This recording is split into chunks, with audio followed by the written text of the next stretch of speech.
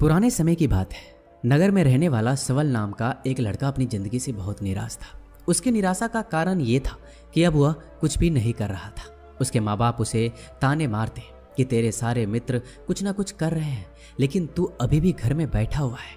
मित्रों के बीच भी अक्सर उसका मजाक ही बनता। वह कहीं जाता तो लोग उससे पूछते कि क्या कर रहे हो। उसे ये बताने में बड़ी शर्म आती कि अभी वह कुछ भी नहीं कर रहा है। धीरे धीरे उसने रिश्तेदारों के यहाँ जाना और लोगों से मिलना जुलना कम कर दिया। वह ज़्यादातर समय अपने घर में ही बैठा रहता। वह अकेले में रोता, भगवान को कोसता और अपनी किस्मत को दोष देता। अब उसे अपनी जिंदगी बोझ सी लगने लगी थी। कभी कभी वह सोचता कि जब वो कुछ करने के लायक ही नहीं है तो फिर उसे जिंदा रहने का क्या फायदा, उसे तो मर जाना चाहिए। एक दिन वो अपने नगर की एक सड़क से गुजर रहा था। तभी उसने देखा कि एक गुरु दुख के ऊपर प्रवचन दे रहे हैं। वह भी उस भीड़ में जाकर बैठ गया और गुरु के प्रवचन सुनने लगा। गुरु बोल रहे थे, दुख एक गुरु की भांति होता है जो हमें जीवन की सच्चाई दिखाता है और हमें सही से जीवन जीने का तरीका सिखाता है। आप चाहे तो अपने दुख रूपी गुरु से जीवन जीना भी सीख सकते हैं और चाहे तो उस दुख में डूबकर बैठकर रो भी सकते हैं। सवल भी गुरु की ये सारी बातें ध्यान से सुन रहा था, लेकिन उसे गुरु की ये बातें सही नहीं लगी। उसने खड़े होकर कहा, दुख कुछ भी सिखाकर नहीं जाता, सिर्फ पीड़ा देकर जाता है। दुख की पीड़ा अनंत होती है। ऐसा लगता है इसके बाद कुछ भी नहीं होने वाला, कुछ भी नहीं मिलने वाला। मृत्यु भी उसके सामने छोटी लगने लगती है। गुरु ने कहा, आखिर क्या दुख है तुम्हें? सवल ने अपना सारा दुख गुरु के समक्ष कह सुनाया और पूछा, क्या आपके पास मेरे इस दुख का कोई समाधान है? यह सुनकर गुरु मुस्कुराए और बोले, जिस दिन तुम्हारे जीवन में सच्चा दुख आएगा उस दिन मेरे पास आना, मैं तुम्हारे दुख का समाधान अवश्य करूंगा। इतना कहकर गुरु वहां से चले गए। सवल ने सोचा, क्या मेरा दुख सच्चा नहीं है? क्या जिस दुख से मैं गुजर रहा हूँ वह झूठा है? कोई भी मेरे दुख को नहीं समझता। जब माँ बाप ही नहीं समझ पाए तो गुरु क्या समझेंगे? अपने दुखों से परेशान होकर सवल ने एक निर्णय लिया कि अब वह कुछ करके दिखाएगा। उसने एक छोटा सा व्यापार शुरू किया, लेकिन उसमें सफलता नहीं मिल रही थी। लेकिन उसके घरवाले खुश थे कि वह कुछ तो प्रयास कर रहा है। वह अपने व्यापार में जुटा रहा और धीरे धीरे सफलता भी मिलने लगी। फिर उसने रफ्तार पकड़ ली। सिर्फ 3 साल के अंदर ही वह एक बड़ा व्यापारी बन गया। अब सवल के चारों तरफ ऐसे बहुत से लोग थे जो उसकी चिंता करते थे, उसे पसंद करते थे, उसके काम की प्रशंसा करते थे। अब उसके घरवाले भी उसकी प्रशंसा करते थकते नहीं थे। दिन प्रतिदिन उसके मित्रों की संख्या बढ़ती जा रही थी। अब वो अपनी जिंदगी से बहुत खुश था। उसके कुछ मित्रों ने उसे सलाह दी कि जब तुम बड़े व्यापारी बनकर इतना खुश हो तो सोचो, अगर तुम इस नगर के, इस राज्य के सबसे बड़े व्यापारी बन जाओगे तो तुम्हारे पास कितना सुख होगा, कितने लोग तुमसे जुड़ना चाहेंगे, तुम्हारा कितना यश फैलेगा। स्वयं राजा भी तुमसे मित्रता करना चाहेंगे और जरूरत पड़ने पर तुमसे ही धन उधार लेंगे। मित्रों की यह बात सवल के मन में घर कर गई। अब उसने और भी धन कमाने का प्रयास शुरू कर दिया, लेकिन उसे यह सब अब जल्दी चाहिए था। वह सब कुछ प्राप्त करने में अपना ज्यादा समय बर्बाद नहीं करना चाहता था, इसलिए उसने ऐसे भी कार्य करने शुरू कर दिए जो उचित नहीं थे। उसने बड़ी मात्रा में अपने मित्रों से उधार लेना शुरू कर दिया। ज्यादा मुनाफा कमाने के लालच में अपने सामान में मिलावट करने लगा। उसने दूसरे व्यापारियों के खिलाफ षड्यंत्र भी रचे। उसने डराया, धमकाया। जैसा जैसा उसका मित्र कहते गए वही करता गया। वह इन तरीकों से ज्यादा धन तो कमा रहा था, लेकिन अब उसके जीवन में सुकून नहीं था। उसके मन की शांति गायब हो गई थी। उसे रातों में नींद नहीं आती थी। वह किसी उधेड़ बुन में लगा रहता था। सुख साधन की सारी वस्तुएं होने के बाद भी उसे किसी में सुख नहीं मिल रहा था। एक दिन सबल अपनी बग्गी में सवार होकर कहीं जा रहा था। तभी रास्ते में उसे गुरु का आश्रम दिखा। वह रुक गया। वह गुरु के पास जाकर बोला, गुरुदेव, आपने कहा था जब तुम्हारे जीवन में सच्चा दुख आए तब मेरे पास आना। मैं अब बहुत ही दुखी हूँ। मेरे रातों की नींद गायब हो गई है। मुझे कहीं सुकून नहीं मिल रहा। इस तरीके से सबल ने अपनी सारी समस्या गुरु के सामने कह सुनाई। गुरु ने कहा, जब तुम मुझसे पहली बार मिले थे तब भी तुम किसी दुख में थे। तुमने उस दुख से क्या सीखा? सबल ने कहा, मैंने सीखा कि सिर्फ सोचने और चिंता करने से कुछ नहीं होता। अपनी सोच को सच करने के लिए कर्म करना पड़ता है, और सिर्फ कर्म करने से भी कुछ नहीं होता। अपने कर्म को अंतिम पड़ाव तक ले जाना भी आवश्यक होता है। चाहे रास्ते में कितनी मुश्किलें आए, मन कितना ही निराश हो, कितना ही लगे कि अब आगे कुछ नहीं होने वाला है, तब भी ये मानकर चलो कि मैं जो कर रहा हूँ उसमें मैं अवश्य सफल हूँगा। लोग सिर्फ सफल व्यक्ति को सम्मान देते हैं, फिर चाहे कोई कितना अच्छा क्यों ना हो, वह लोगों की नज़रों में बोझ ही होता है। यह सब सुनकर गुरु मुस्कुराए और बोले, यह असली दुख नहीं है। जब तुम्हारे जीवन में असली दुख आए तब मेरे पास आना, मैं उसका समाधान अवश्य करूंगा। सवल ने जाते समय गुरु को सोने के सिक्कों से भरा एक घड़ा भेंट किया। घड़ा देखकर गुरु ने कहा, ये मेरे किसी काम का नहीं, इसे उस पेड़ के नीचे गड्ढा खोद कर दफना दो। सबल ने गुरु के कहे अनुसार घड़े को पेड़ के नीचे दफना दिया और वहां से चला गया। कुछ दिनों तक व्यापार अच्छी तरक्की कर रहा था, लेकिन गलत व्यापार की वजह से धीरे धीरे उस व्यापार में घाटा होने लगा। उसकी सारी धन संपदा धीरे धीरे खत्म होने लगी और एक दिन ऐसा आया जब उसके पास कुछ भी नहीं बचा और वह कर्जे से लद चुका था। लेकिन वह निश्चित था, क्योंकि उसने सारा कर्ज अपने मित्रों से ही लिया था। वो सोचता था कि उसके मित्र बुरे समय में उसका साथ देंगे, लेकिन ऐसा कुछ भी नहीं हुआ। बुरा समय आते ही मित्रों ने अपना उधार मांगना शुरू कर दिया। उधार वापस न मिलने पर जान से मारने की धमकी भी दी। उसके चाहने वाले सब उससे दूर हो गए। उसके वो मित्र जो उसके साथ मौज मस्ती करते थे अब उससे दूर भागने लगे। उसके परिवार वाले उसके गलतियां और कमियां गिनाने लगे। उसकी सारी संपत्ति नीलाम हो गई। उसके पास कुछ भी नहीं बचा। उसने अपने पिता से सहायता मांगी तो पिता ने कहा, मेरे पास ये थोड़ी सी संपत्ति है, अगर मैं ये भी तुम्हें दे दूंगा तो मैं तुम्हारी माँ को कहाँ रखूंगा। ये संपत्ति हमारा आखिरी सहारा है। सबल के भीतर बहुत गहरा दुख था। उसके आसपास कोई नहीं था जो उसके दुख को समझ सके, उसे संभाल सके। लोगों से मिले इस धोखे और विश्वासघात की वजह से वह अंदर तक टूट गया। उसे लगने लगा कि अब जीने का क्या मतलब, अब तो मृत्यु ही एकमात्र सहारा है। वह आत्महत्या करने के लिए पहाड़ी की तरफ जा रहा था। तभी उसे याद आया कि गुरु ने कहा था, जब तुम्हारे जीवन में असली दुख आए तब मेरे पास आना। सबल गुरु के पास गया और अपना सारा दुखड़ा उन्हें सुनाया।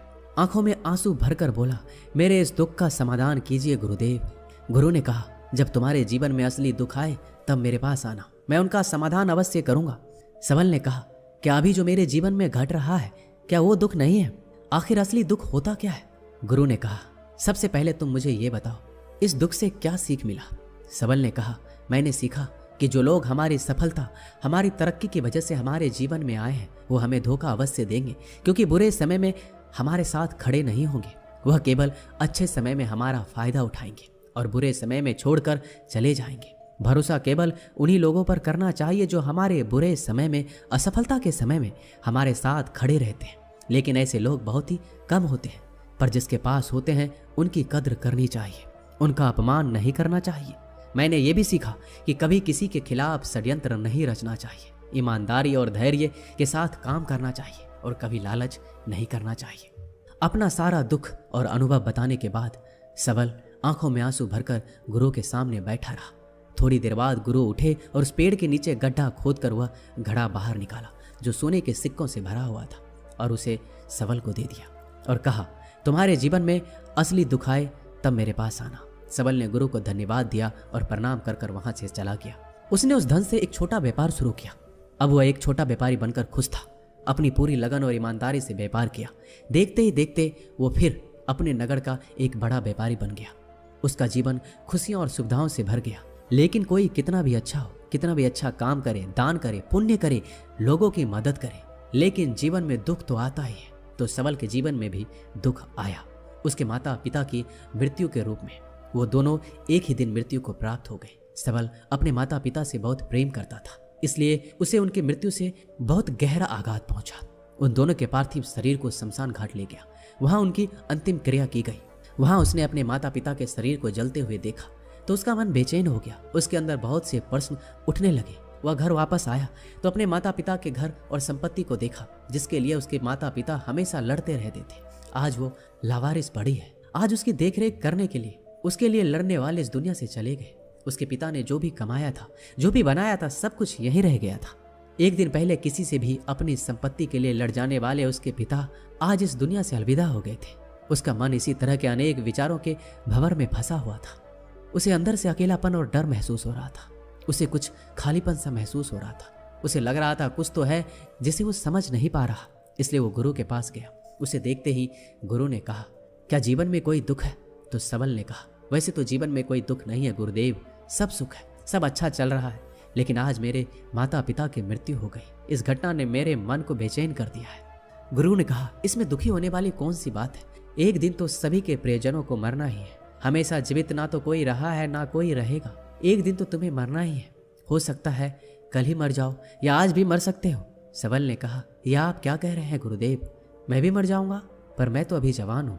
गुरु ने कहा, इसी भ्रम में तो सभी जी रहे हैं कि मृत्यु दूसरों को आती है, बुढ़ापा दूसरों को आती है, लेकिन बूढ़ों के सामने ही जवान मर जाते हैं। बच्चे मर जाते हैं, मृत्यु का किसी उम्र से कोई संबंध नहीं, ये तो सबको अपना ग्रास बना लेती है। गुरु की ये बातें सबल के मन में घर कर गई। वो चुपचाप वहां से चला गया, लेकिन उसका मन अब भी बेचैन था, अब भी अशांत था। वह कुछ खालीपन सा महसूस कर रहा था। वह पूरे दिन अपने बारे में सोचता रहा कि वह इस दुनिया में क्यों आया है। क्या सिर्फ चीजों को उपयोग करना और मरना ही जीवन का लक्ष्य है? ऐसे बहुत से प्रश्न उसके मन में लगातार उठ रहे थे, लेकिन उसका उत्तर नहीं मिल पा रहा था। उसका दुख दिन प्रतिदिन बढ़ता जा रहा था। कुछ दिनों बाद वह फिर गुरु के पास पहुंचा और बोला, गुरुदेव, मैं बहुत दुखी हूँ। मैं ये नहीं जान पा रहा हूँ कि मैं कौन हूँ, इस दुनिया में क्यों आया हूँ। ये सुनकर गुरु मुस्कुराए और बोले, आज पहली बार तुम्हारे जीवन में सच्चा दुख पैदा हुआ है। वास्तव में यही वो दुख है जो दुख कहलाने के लायक है, कि हमें पता नहीं कि हम कौन हैं, क्यों आए हैं, क्या करना है, कैसे करना है।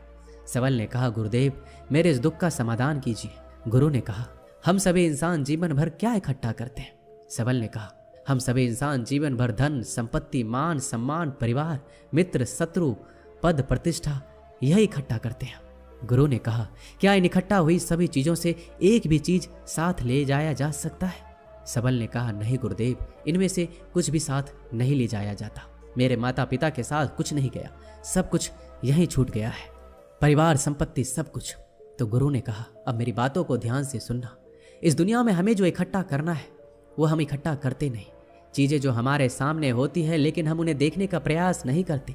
इस दुनिया में हमें जिस चीज को इकट्ठा करना है वो हम खुद हैं। हमें खुद को इकट्ठा करना है ताकि जब मृत्यु हो तो हम एक हो सके और स्वयं को पहचान सके। हम भीतर से बटे हुए हैं। हम बटे हुए हैं प्रेम में, नफरत में, क्रोध में, जलन में, धन में, संपत्ति में, पद में, प्रतिष्ठा में, मान में, पहचान में, धर्म में, जाति में। ऐसे ही सैकड़ों हजारों चीजों और वासनाओं से हम बटे हुए हैं। हम टुकड़ों में जीवन जी रहे हैं। इस बंटवारे की वजह से हमारी चेतना कभी एक नहीं हो पाती। हमारी चेतना बिखर गई है। इसलिए हमारे पास इतना भी समय नहीं है, इतना भी ऊर्जा नहीं है कि हम मुड़कर एक बार अपने भीतर देख सकें। वास्तव में जिस धन की कमी, सुविधाओं की कमी, मान सम्मान की कमी को लोग दुख समझते हैं और जीवन भर उसे दुख बोलकर रोते हैं, उनका समाधान खोजने का प्रयास करते हैं, उन्हें उनका समाधान कभी मिलेगा ही नहीं। क्योंकि जिन्हें लोग दुख कहते हैं वो असली दुख है ही नहीं। वो तो सिर्फ इंसान की चाहत है, उसकी इच्छा है जिसकी पूर्ति कभी नहीं की जा सकती। इसलिए यहाँ व्यक्ति को ऐसे दुखों का कभी समाधान मिलता ही नहीं। इसलिए इन सब के ऊपर अगर अपने दुखों का परम समाधान चाहिए तो सबसे पहले अपने आप को इकट्ठा करो। अपने ऊर्जा को इस संसार से वापस खींचो और एकत्रित करो। अपने ऊपर ध्यान दो, खुद पर ध्यान लगाओ। पहले अपने आप को पहचान लो, ऐसे ही बिखरते हुए मत चलो। सबल ने कहा, क्या गुरुदेव, हमें ये संसार छोड़ देना चाहिए? अपने सभी इच्छाओं को मार देना चाहिए? किसी से प्रेम नहीं करना चाहिए? धन संपत्ति इकट्ठा नहीं करना चाहिए? मान सम्मान की आशा छोड़ देनी चाहिए? गुरुदेव ने कहा, एक बिखरे हुए मनुष्य के अंदर से कामनाएं, इच्छाएं और वासनाएं ऐसे ही निकलती है जैसे पहाड़ से कोई पत्थर गिर रहा हो, जिस पर पहाड़ का कोई नियंत्रण नहीं है सिवाय देखने, परेशान होने और कुछ खोने के। इसी प्रकार एक बिखरे हुए मनुष्य की इच्छाएं अनियंत्रित और दुखदायी होती है। उसका अनियंत्रित मन कुछ भी इच्छाएं और कल्पनाएं करता रहता है और दुखी होता रहता है। लेकिन जब व्यक्ति एकत्रित हो जाता है तो वो जो भी करता है उसके नियंत्रण में करता है, तब इच्छाएं भी उसकी इच्छा से निकलती है। सबल ने कहा, गुरुदेव, आपने मेरे सच्चे दुख का समाधान कर दिया। उसके बाद आपका बहुत धन्यवाद। मैं खुद को एकत्रित करने का प्रयास करूंगा। गुरु ने कहा, मानव शरीर में बहुत ऊर्जा है, बहुत शक्ति है, पर यह बेकार के कामों में बटकर रह गई है, व्यर्थ की चीजों में लगी रहती है। यह ऐसा है कि जैसे एक अत्यंत शक्तिशाली मशीन किसी बच्चे के हाथ में दे दी गई हो और बिना सोचे समझे, बिना किसी नियंत्रण और जानकारी के बस इस शक्ति को कहीं भी बर्बाद कर रहा है। इसलिए अपनी चेतना की शक्ति पर ध्यान दो और इसे एकत्रित करो। सबल को अपने प्रश्नों का उत्तर मिल चुका था। उसने गुरु को धन्यवाद किया और चुपचाप वहां से चला गया। दोस्तों, इस वीडियो में बस इतना ही। मिलते हैं अगले वीडियो में। अपना ख्याल रखिएगा।